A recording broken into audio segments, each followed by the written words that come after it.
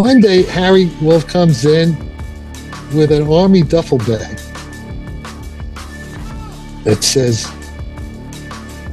AAF, or Army Air Force. Okay, duffel bag.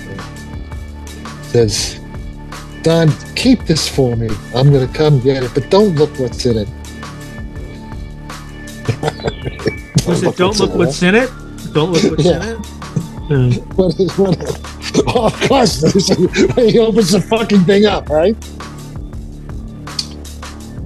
It's a bunch of retrieved parts. I think it even said Roswell AF. He takes out this thing. If you read Colonel Corso, he talks about this strut with the hieroglyphics sort of stuff on it. Yeah. It's that.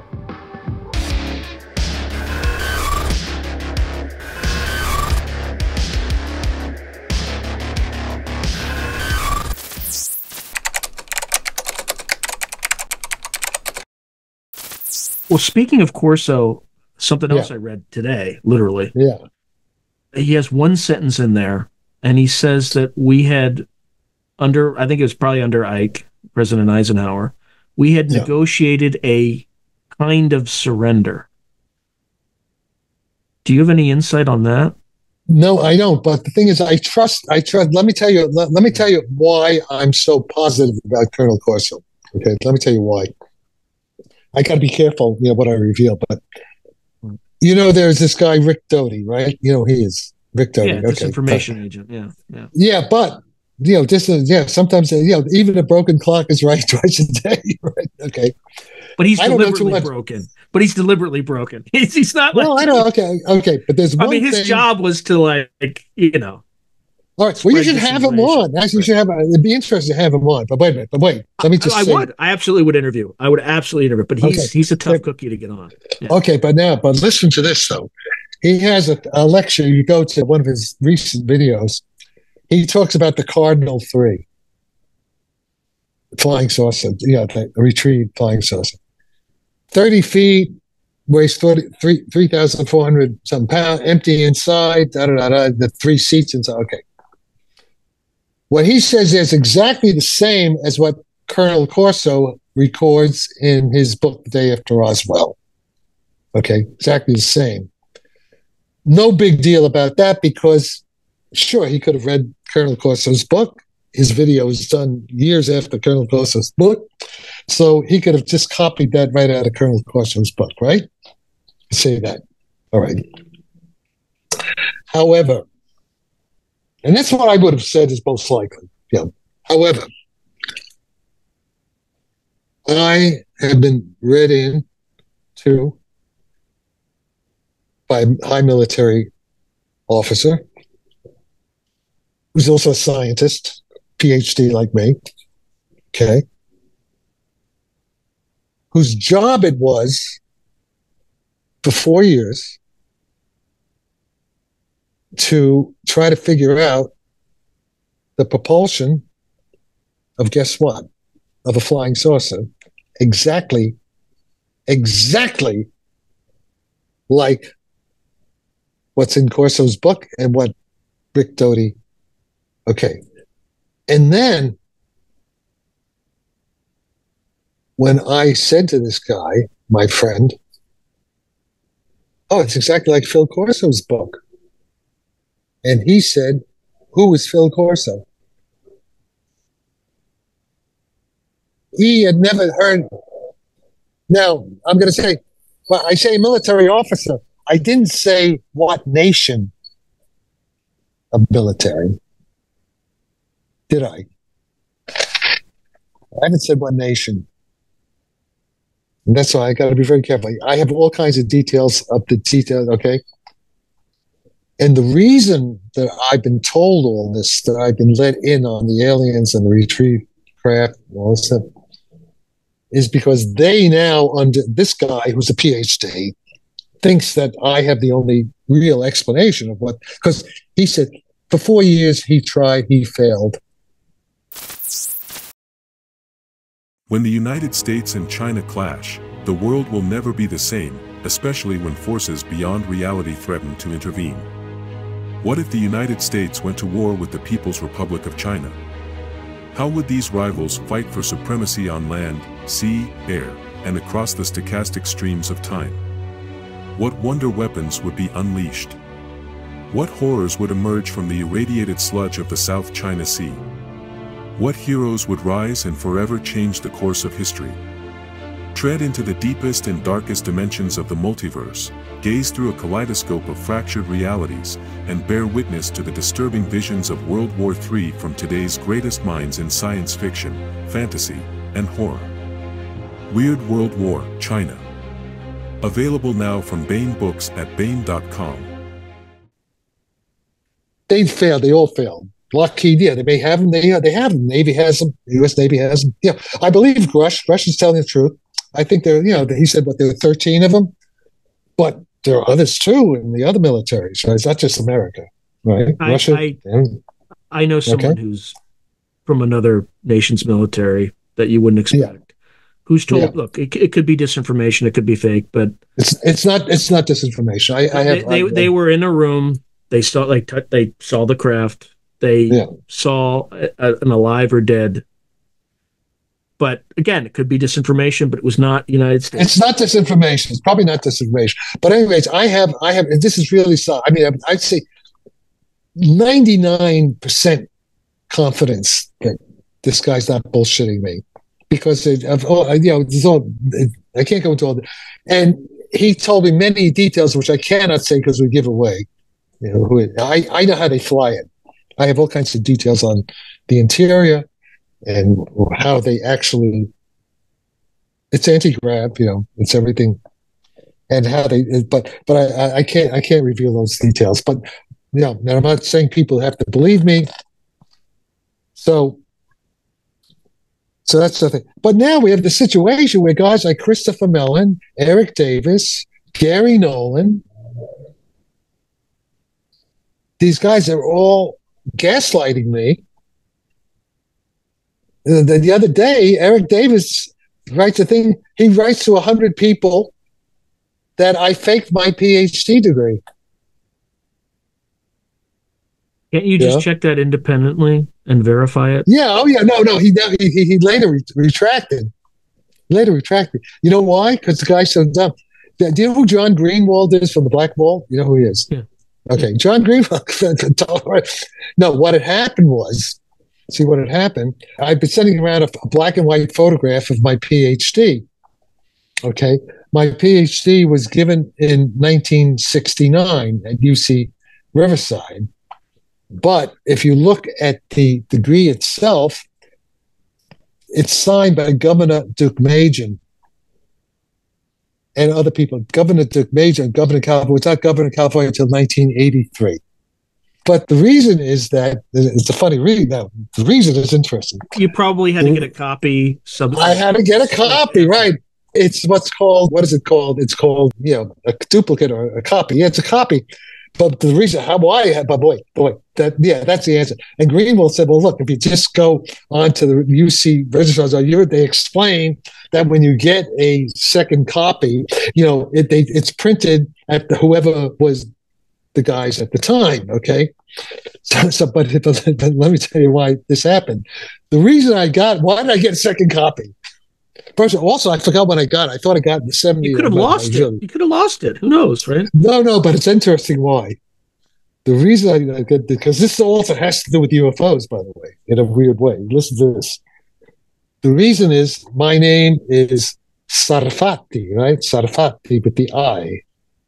If you go on Wikipedia and check the name Sarfatti, you will see one of the Sarfattis is Margherita Sarfatti, who is a cousin of my grandfather, my paternal grandfather. Cousin, distant, but we weren't close or anything like that. But Margherita Sarfatti was a close associate of Benito Mussolini. Mm. In fact, she created Mussolini. She's a rich woman. She actually helped create the Italian Fascist Party. And she's Jewish, by the way. Okay.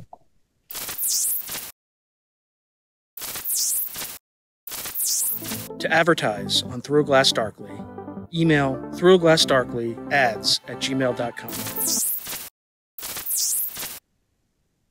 In September 1939, it was that.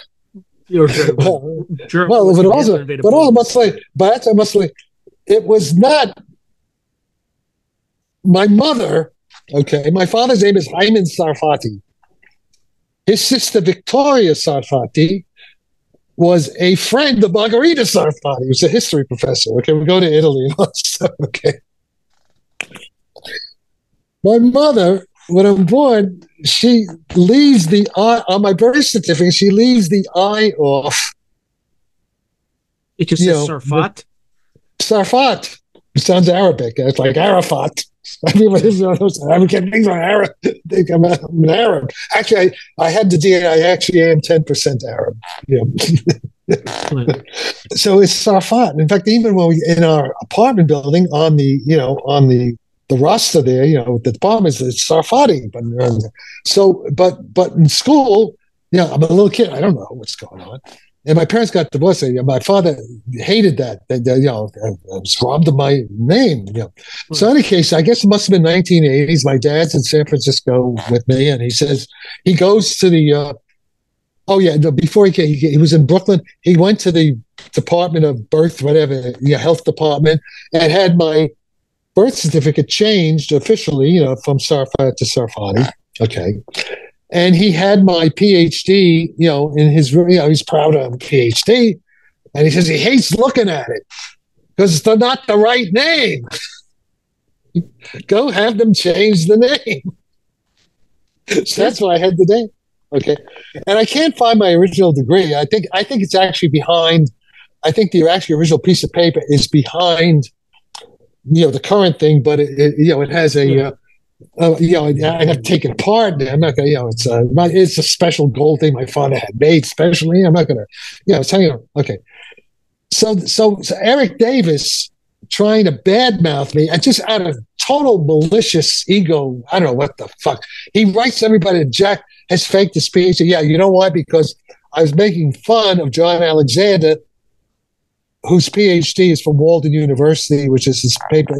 There's this like ego thing going on, battle going, stupid schoolyard bullshit. Okay, but the point is, these guys and Chris. Now let me tell you about Chris Mellon. So Chris Mellon, remember I said I was up at the Bohemian Grove with these guys into UFOs, flying saucers, and this was like 2018 maybe. And so I was in touch with Chris, and we were communicating, friendly, very friendly. In fact, Chris asked me help him on some question about black holes. He obviously, he doesn't know physics. He has a degree in political science or something. And, he doesn't know physics. So, any case, but we get it. And he was going to come up to Bohemian Grove for a weekend to meet with the UFO group. Okay, so everything was going fine with me and Chris. But at some point, he mentioned something about Trump. And I'm an asshole like Trump too. It's like Trump. I said something that I don't understand is why people are so like, who gives a shit what you believe or who you vote for? Like, what is and this guilt by association? It is so insane. Yeah. Well, but they've all gone crazy. If you read Colonel Alexander, and he said it in public. John Alexander, John Alexander speaks at Gary Nolan's Soul Foundation, where they have the salt and this and that and all these bills, and it's in New York Times, and they excluded me because of this political bullshit. I had just been on a forum with Gary Nolan in Florence, Italy. He did it by Zoom. I was there live, They should have had me there to talk about the physics because I know things that they don't. And the whole narrative is all, but what? It's all this political stuff. It's all because I'm a Trump supporter. Yeah, it's because Chris Mellon is on the controls. What is part of Sol? They're all part of it. And Avi Loeb at Smithsonian, same thing there. Yeah. I'm persona non grata, right? But these guys, this is bad for the national security because they're letting their political insanity. Colonel Alexander says, your politics is crazy, and therefore your physics should not be believed. That's what he goes. You should actually interview him. Look, there are plenty of people out there who have batshit crazy political stances, but their science is sound, and you should be able to take the science and disassociate it from the person. No, they should. I do. I'll work with them anyway. Yeah, when I say you, I don't mean you. I don't mean you specifically. I just mean also, like people in general. Right. You know who Frank Milburn is? Yeah, look, I like Frank. I like Frank. I know. But it's all because he says he accuses me of being a Nazi because I'm supporting Putin. Yeah, I know. You know what he wrote? But before this happened, that I'm a major part of both of his reports to the Begin Sadat. You've seen those reports. I know. Right? You two should work it out, brother. Seriously. Hey, listen. Him and I got into a big row. Look, I'm Irish. Okay, him and I got into a big, but we worked it out. Okay. I'm telling you, he's good people. You're good people. You should work it out. No, I know. Listen, no. But I make we're kind of like bullshit. It's like we're in a pub. I know. I know. In a pub with the. But wait, I told Frank. I said, listen, Frank. He's kind of broke. I don't know what happened. I said, Frank, I'll pay you away to Kiev. You want to go? You want to go fight with them? He hasn't taken me up on that. Well, here's the deal.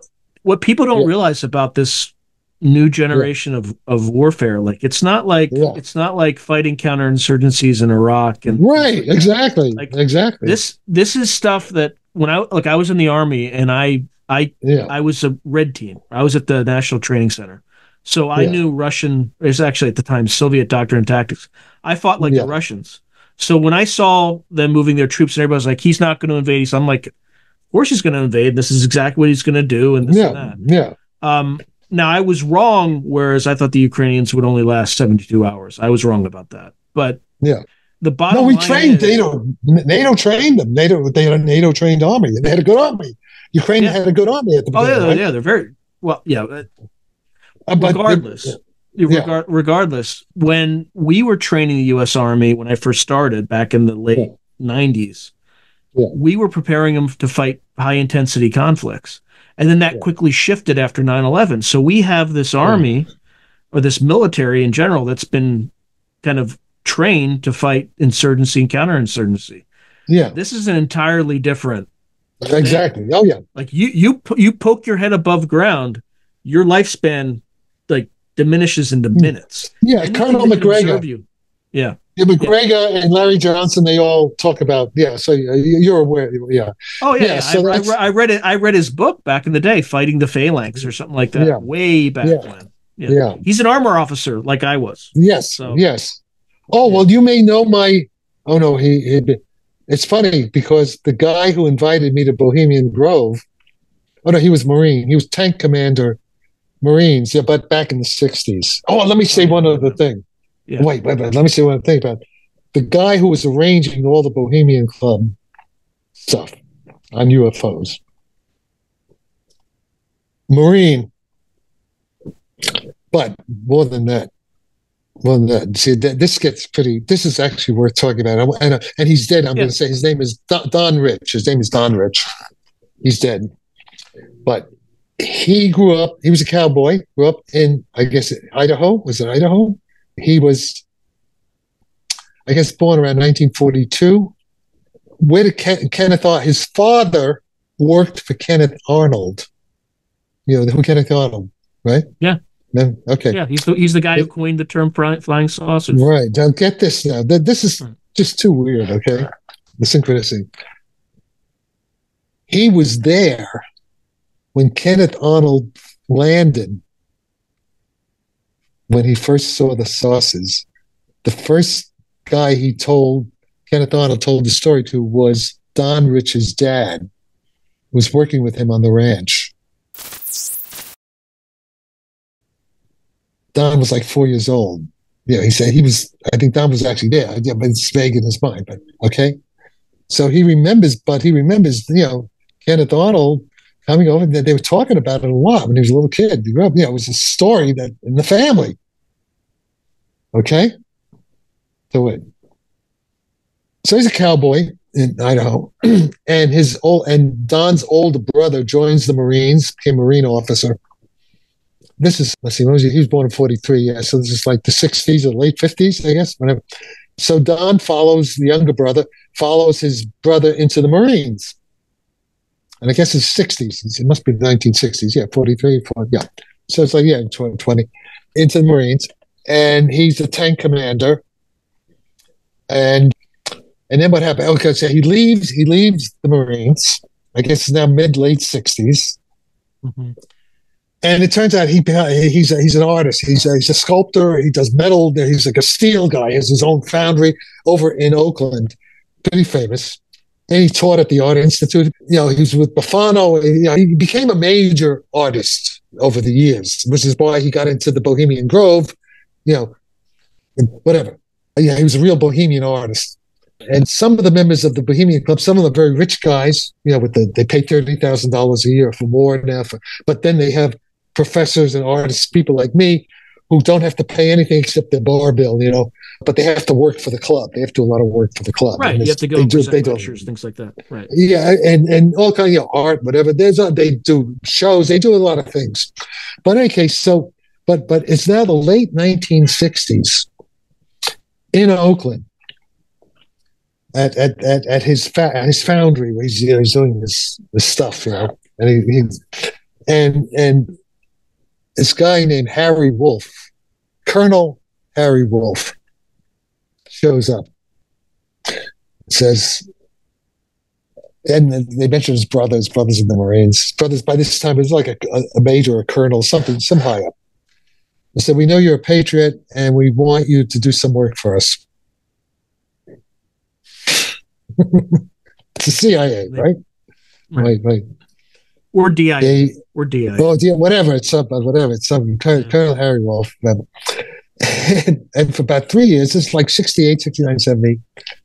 He's a courier. They ask him to take flights. He flies to France, to the French CIA, whatever it's called, MI6 in London. He said he even flew to Shanghai in China, different places, Australia, with the handcuffs, to the thing, Korean stuff, briefcase. Briefcase has got a combo on it, combo lock. Yeah, whatever. Okay, because that's and he's doing just out of doing okay. So, yeah, sure, yes, sir. Does it? Semper Fi, he's a Marine. What's your Marine? Always Marine. Okay. So one day, I get this now. But I have witnesses to this whole thing. One day, Harry Wolf comes in with an army duffel bag that says AAF, or Army Air Force. Okay, old duffel bag. It says, "Don, keep this for me. I'm going to come get it, but don't look what's in it." Was it "Don't look what's in it"? Don't look what's in it. Yeah. What? Oh, of course, he opens the fucking thing up, right? It's a bunch of retrieved parts. And I think it even said Roswell AF. He takes out this thing. If you read Colonel Corso, he talks about this strut with the hieroglyphics sort of stuff on it. Yeah. It's that. It's that, and other pieces, like pieces of foil, pieces of. What did Corso call it? The nut file or something like that? Like he whatever. Card, well, it's pieces. Okay, but it's this particular strut thing. Okay, with the markings on it. That's exactly the same that's in Corso's book. Corso and other people have talked about it too. Okay, so Don has it, and he said it was very weird because at the time. It was like it weighed nothing. It was almost like it would almost float, like it weighed nothing, almost. And then he has a foundry, so he has acetylene torches, welding, and he tries to do things with it. when he tries to, it doesn't, it doesn't. But when he doesn't do that, he can then bend it. It's like the fucking thing's alive and let it do. Do you understand what I'm saying? If you try to do something with heat, it'll defend itself. It puts up a little thin anti-gravity field, but the flame just doesn't even touch it. But then again, if you just hold it gently, and it'll, like nitinol, it'll straighten itself out. So it had all these weird properties. Yeah, nitinol was also mentioned in that book. Yeah, of course. So the thing is that so now this Don, he's a straight arrow, man. I mean, he doesn't lie about anything, okay? And you trust him with your life. He's a Marine, okay? And when I worked with the Navy, I taught Marines on board ships and Marines and sailors, young guys, 18, 20 years old, math, physics. So these are patriotic kids. So that's how he got into it. That's how he got into involved. But of course, his father also knew Kenneth Arnold. Yeah. Okay. Once you start covering this topic, you start to notice weird things. I'll tell you a quick story. A lot of weird things. Okay. So I married into a family. Okay. Yeah. And I find out probably after being married to my wife for 15, 20 years that her grandmother was a Stanford grad, then went to Radcliffe to get a PhD in economics. Yeah. She was in the OSS during World War II. Yeah. Her husband, this is where it gets interesting. Yeah. Her husband had spent a lot of time kind of behind Germany. He was in the army, and whenever you ask, they would ask him what he did. He's just like, I would just do stuff. I'm like, what? Yeah. They would give me problems like, where to hide the tanks. And I would just look at what the Germans were doing, and then we would do the same thing. Yeah. So my mother-in-law stumbles across his records. So you're definitely familiar with Operation Paperclip. Yeah, of course. Before Operation Paperclip, there was a precursor. It was like CIOS or something like that, the Combined Operational Intelligence something or other. But their mission was to go behind German lines and gather up scientists and technical information. So I think they got to the patent office before the Russians did in Berlin, stuff like that. Yeah. So that's a little weird. I didn't realize that. And by the way, my wife's grandmother was also in the OSS. She was an expert on Argentina. Uh-huh. Oh, is that where the Nazis went? It's a little weird. Weird. Well, it's even weirder because I'm not going to say, but one of the guys who might have contacted you, it's pretty interesting. And I'm not going to say the name. He doesn't want to say.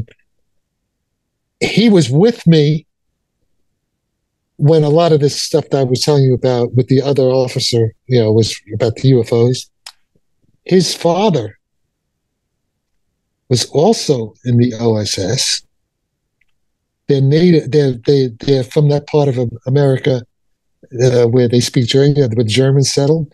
So he grew up Pennsylvania. The father, not Pennsylvania, maybe another part. There's other Wisconsin. Anyway. That area. Where they have a lot of Germans. But his father was fluent in German. He grew up speaking, German and English too. So because of that, and his father was also sent into Germany, similar, like this other, like your relative, similar stories. But his father was also read into, even I think before the war, but also after the war. It was up at Berkeley.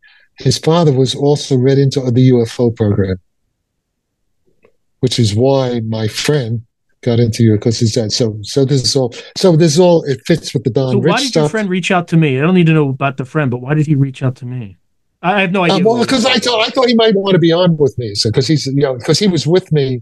He's a very, but he doesn't want. He's a very well-known guy. He's very credible, and I guess he says he doesn't want the publicity. He's the guy that doesn't want the publicity. Okay, so let's not mention his name.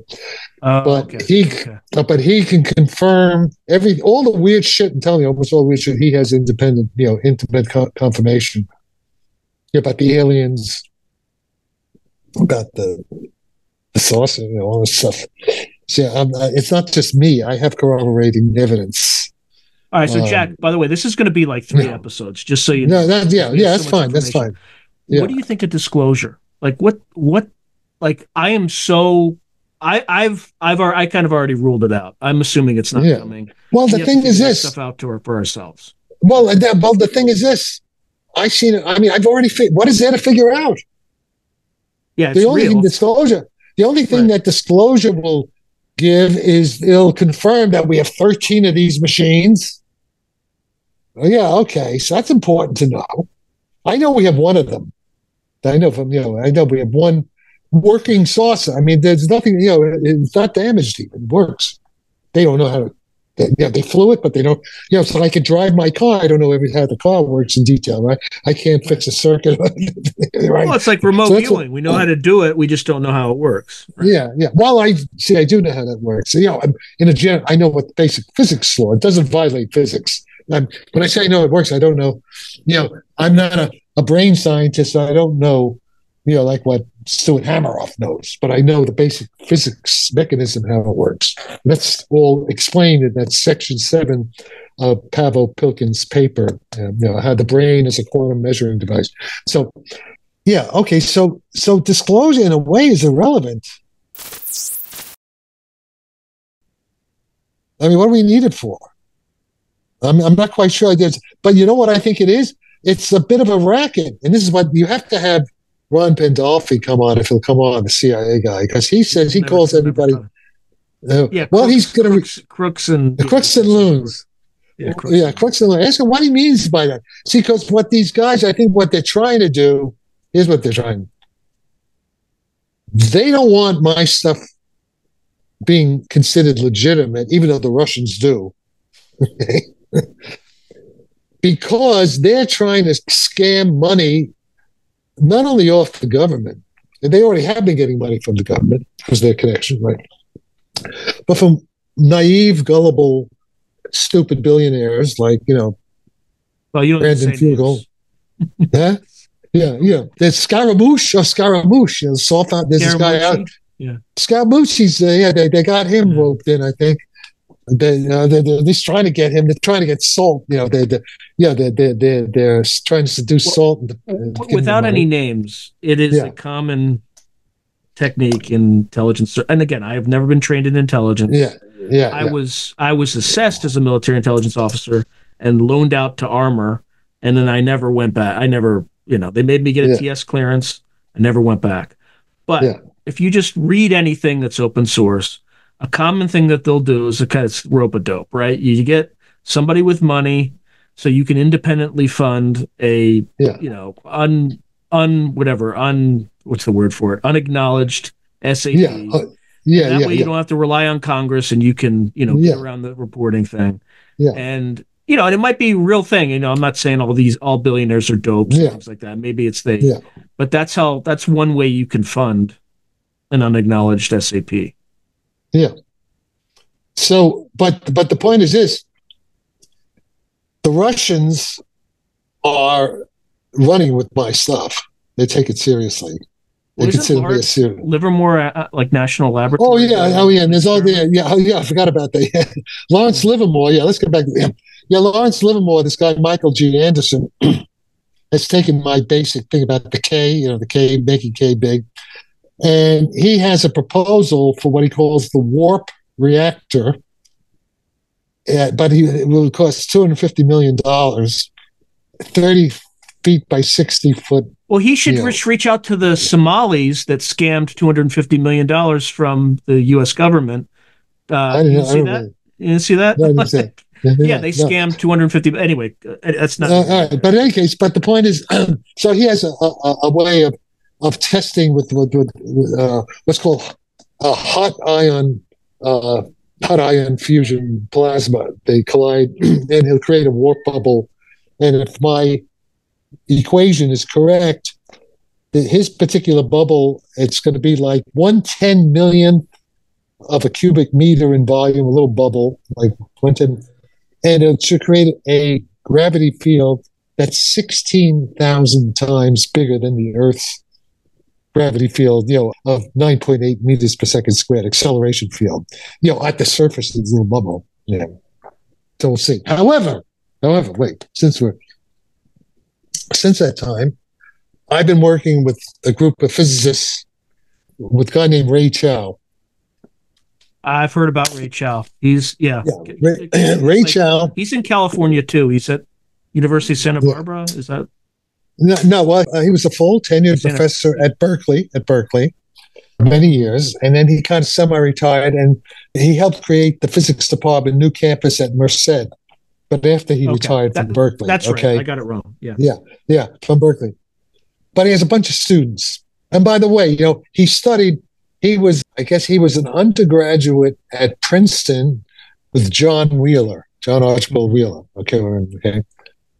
And John Archibald Wheeler gave him his undergraduate thesis was to quantize gravity, which he couldn't do it. But Speaking of dissertations and theses, Sean Kirkpatrick, he did a dissertation on phonons, something related to phonons. I'll have to see it. If you could send that to me and let me see it. But I don't know enough physics to be able to understand it. But if you could, those are like subatomic particles that. Phonons are sound waves in material. They're the quasi part of the collective modes. You have a crystal lattice of atoms in a crystal, and they vibrate in what are called normal modes. They're the quanta of the sound vibrations in a crystal or in solids. And they exhibit negative gravity, right? Something like that, or they negative mass. No. Oh, well, there was a paper recently about negative mass, but it's effective mass. Not clear if that makes gravity. Well, that's not what Kirkpatrick is claiming, is he? He didn't claim that, did he? No. All I know is he did something with phonons. Dissertation. Yeah, well, sound. I mean, that's that's like saying you did something with photons and it's like sound. I mean, I'd have to see, but I'd be interested to see what his thesis was, because I don't know if he, well, that's it. But let me get back. Let me get back to the point. The point was that Ray Chow is a very smart guy. And I actually first communicated with Ray. We were both in our 20s back in 1960s. We did communicate about something called self-trapped laser filaments, and I did some theoretical stuff, and he was just a new professor at Berkeley, just gotten his PhD. Charles Towns, who invented the laser, was his, so he's the close associate of Charles Towns. In any case, with his students, it turns out that Ray, independently of me, in 2002, discovered this basic thing I'm talking about. So in 2002, Ray, still at Berkeley, I think, he's working like Kip Thorne, the gravity, the LIGO, the detection of gravity waves from black holes. Okay. Funny you mentioned that. My daughter was a Scholastic Kid reporter, interviewed Kip Thorne in 2014. Okay, just weird synchronicity. Anyway, keep going. Sorry. Yeah, well, I helped Kip Thorne move into his house when he became a professor at Caltech in 1967 with Richard Feynman. I was hanging out with Richard Feynman, and Feynman said, "Hey, listen, I want to help Kip." So I went in his Volkswagen bus, whatever the thing he had, and we're helping Kip move in. I've been to his house several times in the past. By the way, my daughter asked him about time travel and like the theoretical implications. Yeah, well, he loved it. Oh yeah, well, he's really into it. He wrote a key paper on time travel. All right, but in any case, that's no accident, by the way. But let me get back. So in any case, Ray was thinking about, well, how are we going to detect these gravity waves? In order to detect them, they have, when they hit a material, they have to be able to transfer energy. We have to, just like a photon transfers energy. Okay, but what he in the course of doing that, he discovered what I'm talking about. He discovered the only way that can happen is if you can change K, that the coupling, the coefficient that couples electromagnetic fields to gravity fields. And that's tied somehow to the permittivity and permeability. Yeah, all this is permitted, and with dispersion, it has to depend. So that there has to be that. In other words, in simpler words, that this K is not a fixed constant. People think it's a fixed constant. In fact, at this point, let me go back into this. Okay, can you see that? I can. Okay, so again, if you have G mu nu, but the K really is, it's 8 pi, big G over C to the 4 times T mu nu. This is Newton's constant of gravity, Newton. And this is C is 3 times, in vacuum, 10 to the 8 meters per second. But this is only in vacuum. In materials, it's different. Yeah, right. Materials is different in vacuum. And it's also something, there's another point, what's called inertial frame. But that's pretty tricky. I can't get into all the physics. It's only true in what's called an inertial frame. Inertial frame is like a detector which is not accelerating. As soon as the photon detector is accelerating, the effective speed of light is not the same as in vacuum in an inertial frame. But that's a tricky point. All right. But the problem is in vacuum,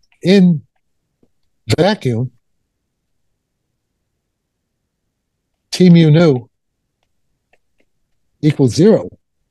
So K is irrelevant. Right. K is irrelevant. Well, irrelevant. Okay.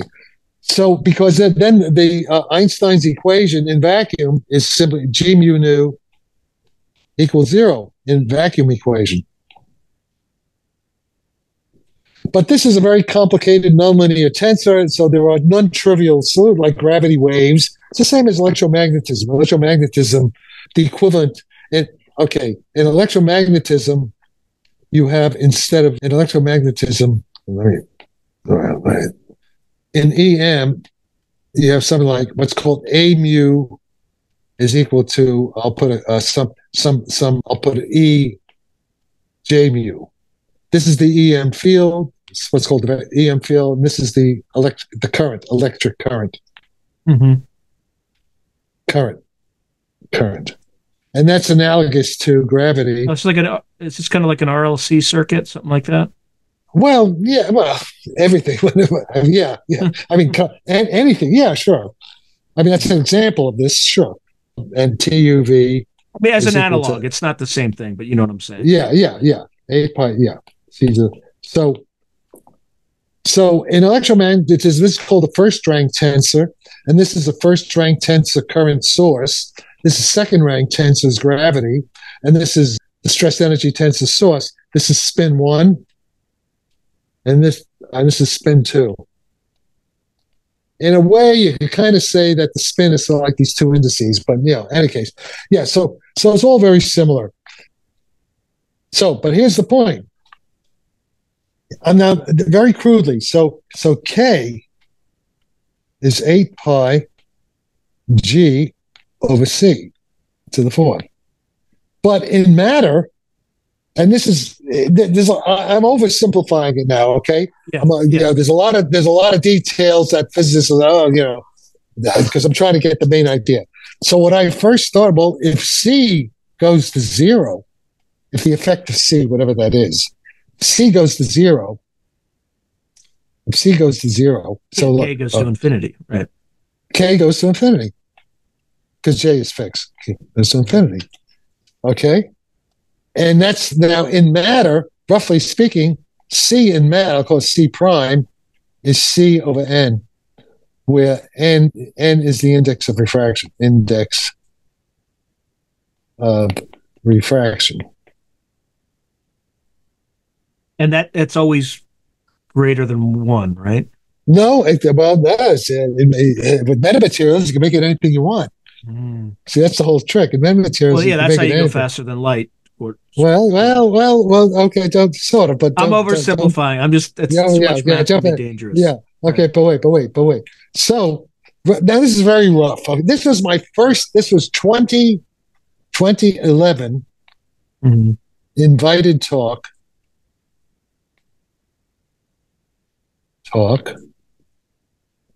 at the DARPA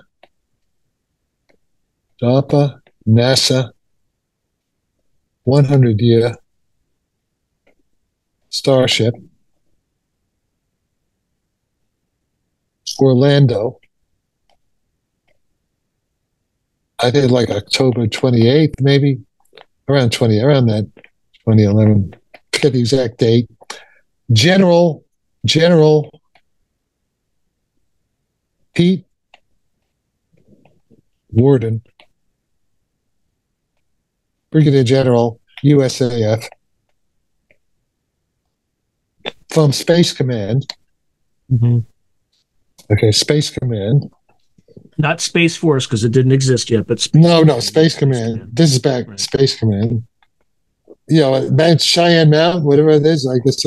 Whatever. In any case, at that time he became NASA Ames head. That's down at Moffett Field. Moffett Field, yeah, Moffett Field. Yeah. Oh, by the way, where are you? Where are you physically? I'm physically, where, well, I mean, you must know. I'm in, where Pleasant Hill is? It's in the East Bay. Oh, so you're local. You're a Bay Area. Because now I'm in San Francisco. Oh, okay. All right, good. All right. Yeah, your city's falling apart, brother. Oh yeah. Well, I live next door to Sam Altman. I live in a very exclusive part. But is that the Pacific Heights or something, or Russian Hill? Russian Hill. Okay. Russian Hill, right near North Beach. But in any case, let's say so. In any case, Pete invited. I was working with guys. This guy named Creon Levitt, and Larry Lemke, in NASA. And as a result of that, Worden pays my way down to give this talk. And I give the talk where I basically say, GU view is 8 pi G C to the 4th vacuum N to the 4th T nu. Index of refraction to the 4th power. Okay? That's the basic talk. Now, there are things, I'm glossing over a lot of important details, okay? Because you have to worry about dispersion. And dispersion is a function of frequency of this is EM, this is the EM field of a certain frequency. So this would be a function of frequency. Then this is a function of frequency. And there are all kinds of problems because these are nonlinear equations and whatnot. And there's also what are called problems with what are called tensor covariance. I'm not going to get into all that. But so the point is this, though. Here's was my original idea. And but the name of my paper is low power warp drive. And with UFOs. 2011, DARPA, NASA, okay? Invited paper, invited talk. And I basically give this equation, and the idea is that when N is much greater than 1, but GUV fixed, that's a desire, you have a desired field that you want to do your job. That TUV goes to 0, gets small. That's the low power. This is the power. Basically, the electromagnetic power is in this tensor. Okay? That was the basic idea of the talk. Okay? So that's the basic idea that's still, that's been great, developed a lot more. But also, basically, what I wanted to say is that Ray Chow, and I'm oversimplifying it, he has the same thing in 2002, Ray Chow publishes G mu nu equals 8 pi G over C to the 4 he calls it kg, TUV. He calls it the gravity per me activity. Okay. Yeah, and he says kg must not equal to 1. It will depend on frequency. It depends when there's dispersion, because if kg were 1, in other words, if this was really a fixed constant inside matter, you could not detect gravity waves. Mm-hmm. Okay, he says. Yeah, because it shows 0 basically. Yeah, he said if g over c to the 4 is fixed, this is Ray Chow, is fixed inside matter. God damn it. Inside matter. LIGO would not work. LIGO can't work. So this is an interesting connection. So what do we have here? Let me get back. So let me I don't want to stop the video. I will stop sharing. All right. So look, so what we have here, very interesting. Ray, Professor Ray's not into UFOs. He does have UFOs, but what Ray's talking about with Kip Thorne about detecting gravity waves from black holes, all that stuff. In order to detect them, you have to have the kind of thing that I'm talking about. We weren't communicating at that point. We had communicated in the past about other things, and I had been going to some of his lectures in the 80s, but on different things, on nonlinear optics. But the thing is that, so here, from a totally different problem, Ray is finding the kind of variability in the coupling of electromagnetism to gravity, the same kind of very controlled variability that we need to explain the 5-6 observables of Louis Elizondo of the UFOs. This is kind of beautiful in a way, right? It's the way science works. And also at the same time, independent Mike Masters is coming up saying they have to have be from the future because of evolution. My next question is what kind of materials have refraction indices that are much greater than 1? Well, that's what we're studying. That's why we need that. That was going to be the purpose of Bohemian Grove, Manhattan Project 2.0. Yeah. To get all these rich Bohemian guy club members to throw in, they come in their private jets. It was Henry Kissinger, George Bush was a member, Prince Charles would come, Bloomberg's a member, and a bunch of these guys. But a lot of very wealthy people, they come in there. It's like Davos. The idea was that Jack Sarfatti was going to give a lakeside or a museum, they have different kinds of talks. I was going to give a lecture to all these big shots and get them to put in a few $1 billion since I was a student of Oppenheimer's then at Cornell, that was the pitch, right? So I'm like in the generation. You're not tied to academia. That's also pretty key. You can kind of keep that away from. Oh yeah. Well, I had been, but yeah. But, you have connections. Let's put this. I'm schmoozing with all getting drunk with them, going to parties with them up at the Grove. I was there about 4 or 5 times. So I'm part of their social life anyway. So the idea was me to give this talk and get these guys, to just like they did the Manhattan Project 2.0, to develop the metamaterials. That was the idea. Sadly, in February of 2022, or early March 2022, Don died, suddenly dropped dead, had a heart attack or whatever, dropped dead. So I'm still in touch, but he was the driving force, and they had a big thing. Hundreds of people came to the Grove. We went to, celebrating. He was one of the top 6 guys who ran the Grove, because he was the physical, making sure that everything was, they had their own private army. Operations. Yeah. And, they had like They have their private police force. They have their private fire department. It's all high security and stuff. Because of guys who come there. Okay, and so okay, so that didn't happen. What happened? Well, something else has happened. I can't talk about what's happening. Something is happening, but NDA, I cannot talk about it. There's something good. Oh, yeah. Okay. So the point is this. Okay.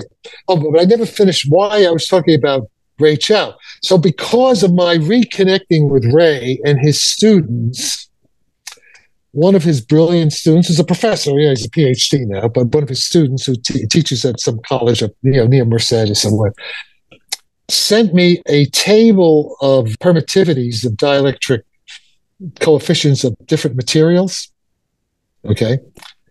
I didn't know this. I'm looking at the table. Turns out, okay, let me go back into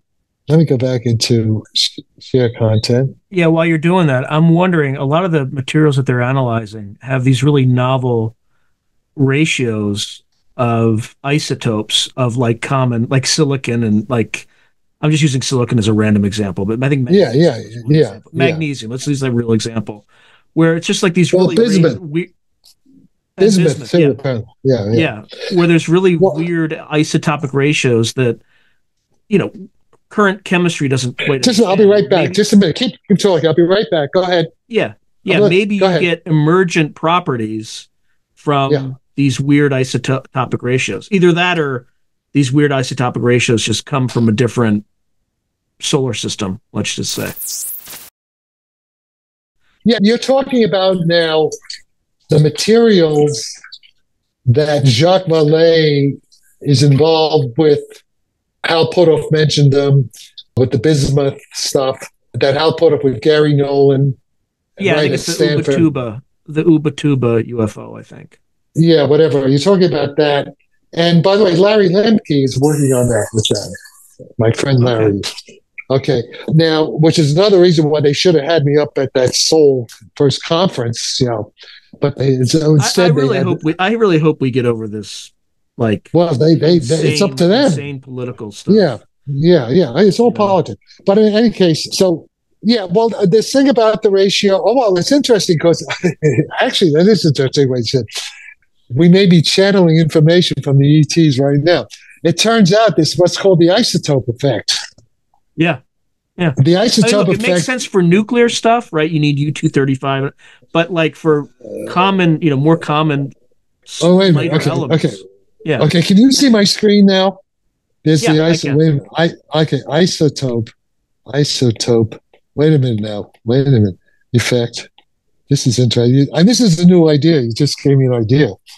We're creating. Really? Just listen. Yeah, this is new. I'm just listening to you and riffing off. No. But you know what's happening.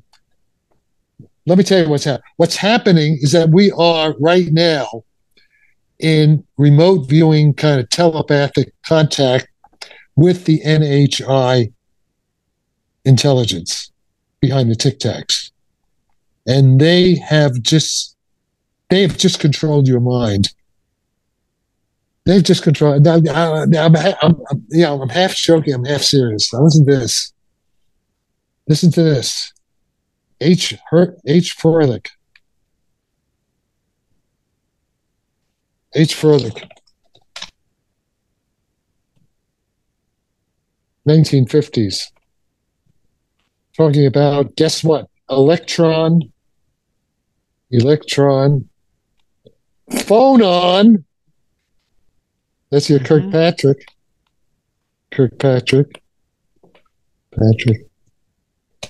This is original stuff now. This is new. Really? Interaction. Yes. Like, that way, but interaction. I thought this stuff is kind of obvious. Wait. Affects the different isotope ratios change, as if I remember it, the coupling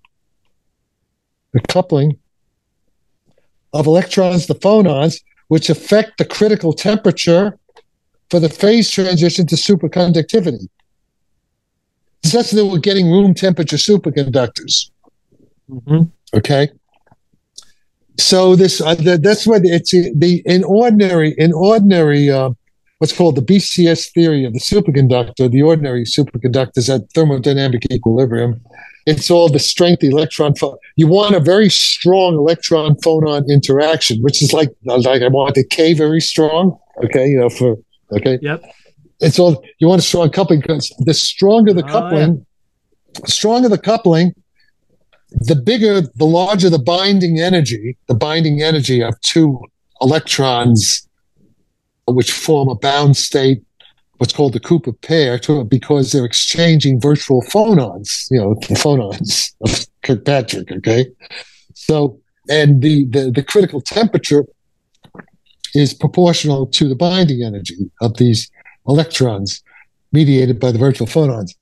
So that's very similar. So the point is, there's a you want to control, you want to increase the coupling in the same way. I want to increase the coupling between electromagnetism and gravity. But let me get back to this thing with G mu. Can you see it? G mu nu is 8 pi G over C to the 4 T. But now I'm just going to call it N to the 4 times T mu nu. So now what I want to do is, now it turns out that N squared is equal to what is called ER. This is the relative. Now get that relative electric permittivity, right? Electric permittivity. This is permittivity. It's I'll call it dielectric.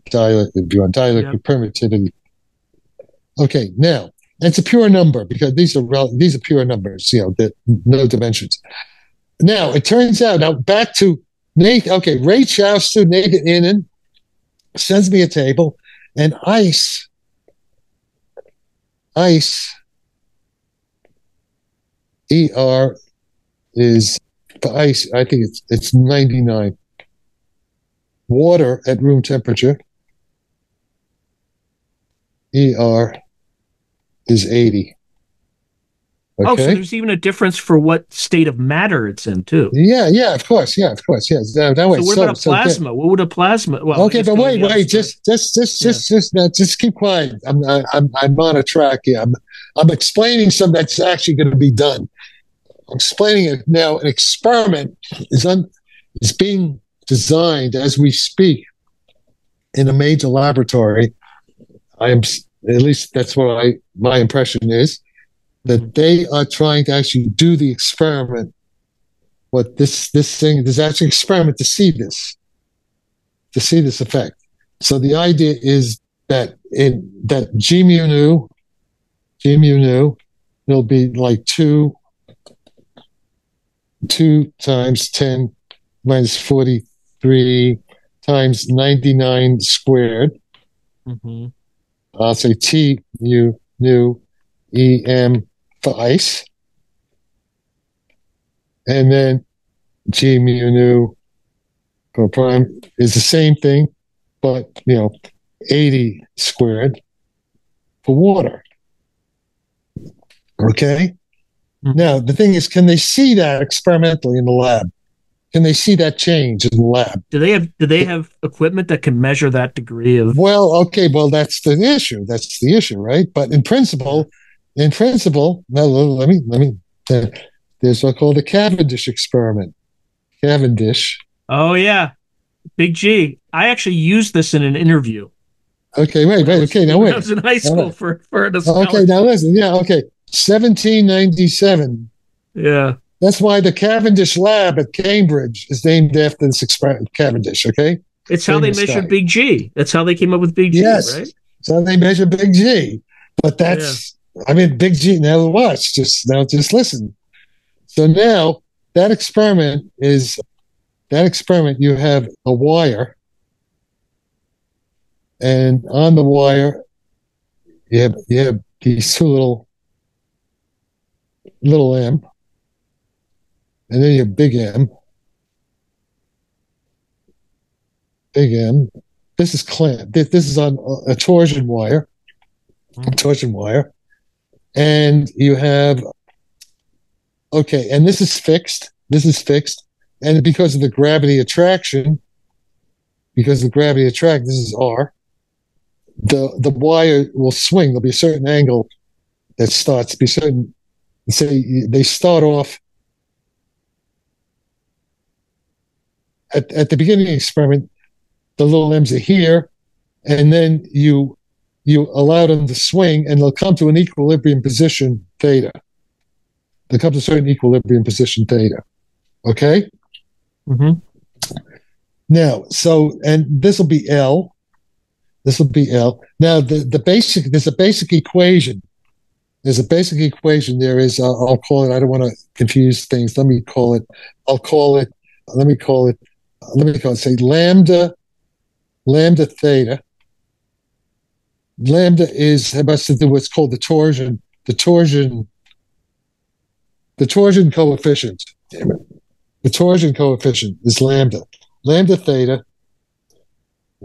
So lambda theta is equal to F times L. This is the torque. Okay, F. So what it gets down to is that lambda theta, this is the angle, the twisting angle. Lambda theta is going to be equal to G times M, little m. And in this case, it's going to be ER. I'm saying it's ER over what's called R. I'll call it R0 minus L over 2 theta. If you actually do the theta squared. That's Newtonian gravity. This is Newton's. Right. This is something like this. This simple equation.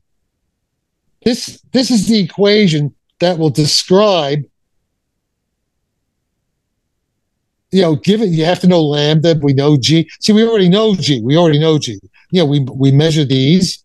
This is the initial position, the starting position, the starting R0. The thing is, you clamp the small things. You don't let it move. You clamp at a certain initial position, then you release it, and it'll start oscillating. It'll settle down to an equilibrium value. But this is the basic equation. Right? Now, you do the experiment. The experiment is that lambda is fixed. It's just the property of the wire. Newton's constant is fixed. It's what it is, right? These are what's called the passive gravity. The masses of these are fixed. L is just this fixed. So what you do, you have theta is a function. Okay, theta is a function of ER. With the parameters, these are all parameters. Lambda, G, L, R0, and M they're all fixed. They're fixed. So you have a simple, and it turns out this is a cubic. If you actually do the algebra, it's a cubic polynomial in theta. Cubic polynomial. Yeah, it's a cubic equation. You have to do it. Okay, it's like A theta squared theta cubed plus B theta squared plus C theta plus D equals 0. That's what this equation. It's a cubic equation. So in any case. So the point is, they should be. So what do you do? So you start out with M. You start out where it's ice. In other words, you just have ice. These are like, spherical flasks, right? Mm-hmm. Spherical flasks. And there are wires, heating wires in this, and you slowly heat the ice to water. And the prediction is this equation. Move. Yeah. Yeah. Slow. You have to do it slowly because, it has to, it's like what's called adiabatic. If you do it too fast, there are transients, because it vibrates. But it's a tricky experiment, but they can do it. So you just look and you see if this equation, you just test to see if this equation is true. This is the only independent variable. It'll change state. Everything else is constant. See if it follows that equation. But there's also something else. That's only half the experiment. The other half is that you continually weigh the big M. You know, they're on some kind of a, you know, sensor that Right. the weight of this, as the ice is being changed to water, you monitor the weight. My prediction is the weight will not change. The weight doesn't change. Yeah, it should. It may change. It may change a little because heat has, you know, mass, but you make that correct. Right. Yeah. No, heat, you know, you have to worry about that, but that's going to be such a small effect. So basically, see, here's the thing. Now, let me say this. What ER is, in this case, ER turns out to be what's called active mass over passive mass in gravity theory. Weight equals passive mass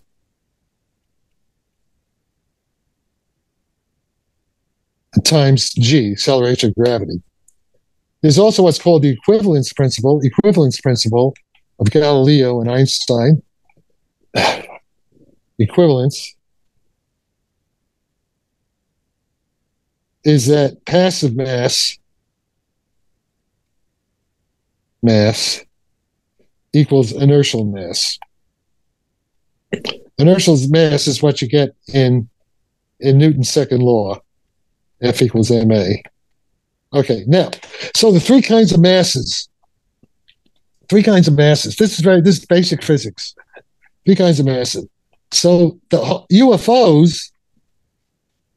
UFO propulsion, see, this is basic physics, can be taught in Physics 101 in colleges and high schools.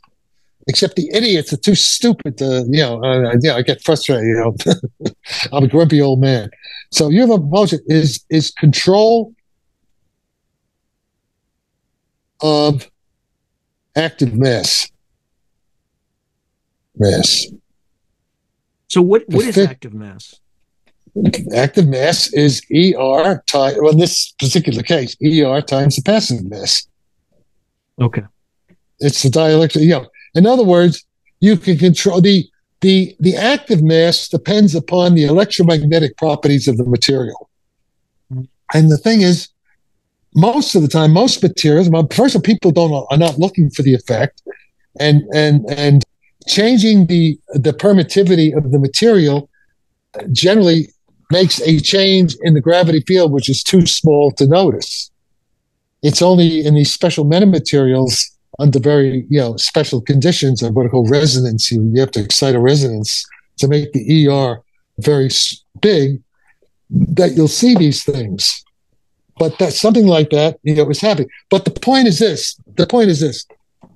They're going to do the experiment in this university laboratory.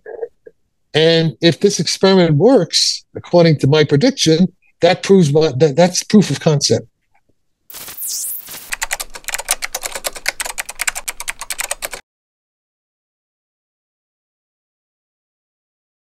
If you enjoyed today's video, please hit like and subscribe, and also hit the notification button so you can be notified whenever I post new content.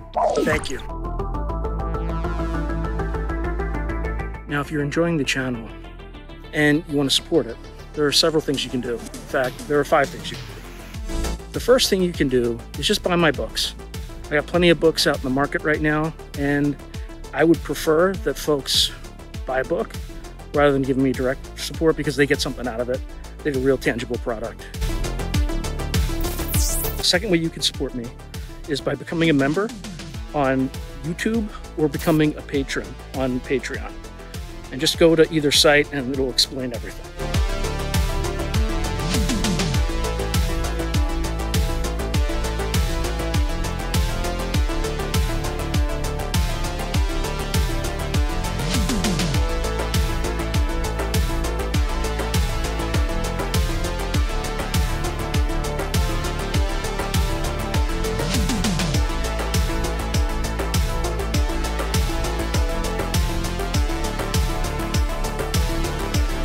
The third way you can support the channel is by checking out my merch site.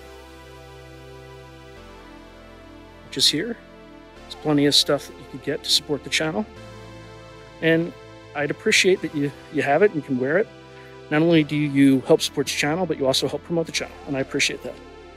The fourth way that you can support the channel, and this is really easy, is anytime you want to buy something on Amazon, literally just go to the description below and click on any link, literally any link.